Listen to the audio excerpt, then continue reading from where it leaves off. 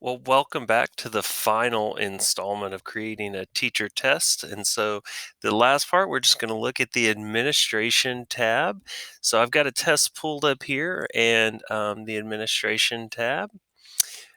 You can see you got your status. This one's set to pending. That's something that we could change to active, and we will need to change that.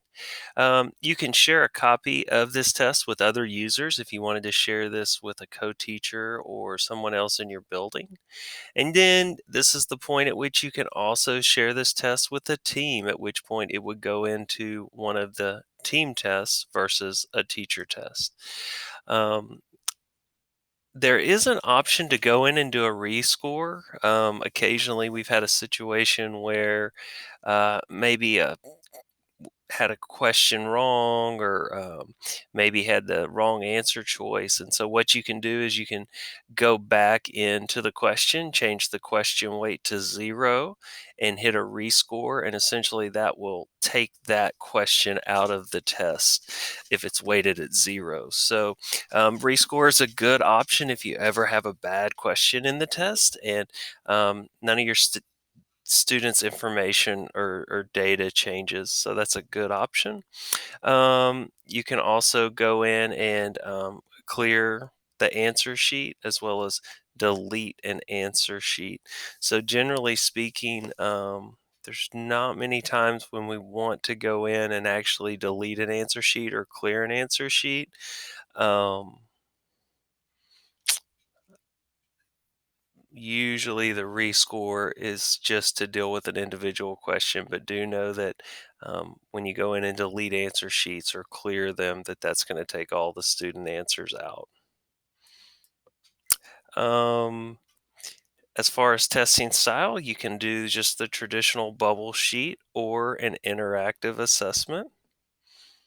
This is the student login.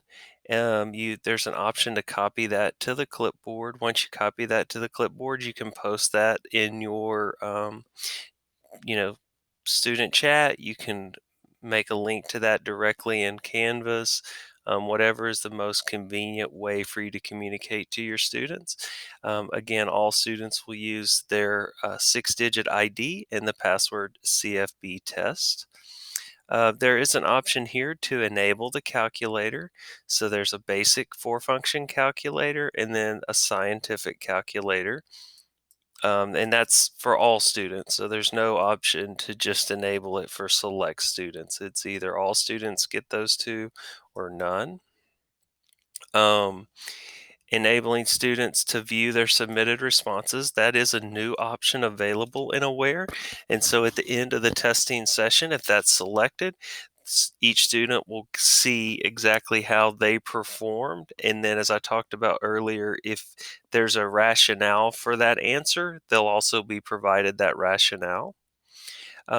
Question randomization is very helpful. You can select that at any time.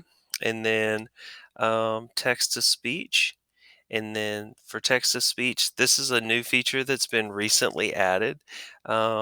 Is do you want the text to speech in English only or Spanish only? Or that the student can choose the language. So currently we have our set so that students can choose the language spoken. That way, if any tests are input into Aware in Spanish, they can choose to have it read back to them in Spanish. Just be aware that, again, Eduphoria Aware does not do translation, it only reads the language that's in front of it. Now, if that test is written in Spanish, it will read it in Spanish just fine. If it's written in English, it'll read it in English, but it won't translate between the two. This is the last button. It's enabling lockdown browser. So we anticipate that the lockdown browser will be working in by September of 2020, definitely by October the 1st. So if you are listening to this prior to that, my advice would be just don't use the lockdown browser. But if it's into October of 2020 or later, you can use the lockdown browser. Just be aware that that will shut down an ability to like talk to the students via a WebEx or a Google Meet or something like that.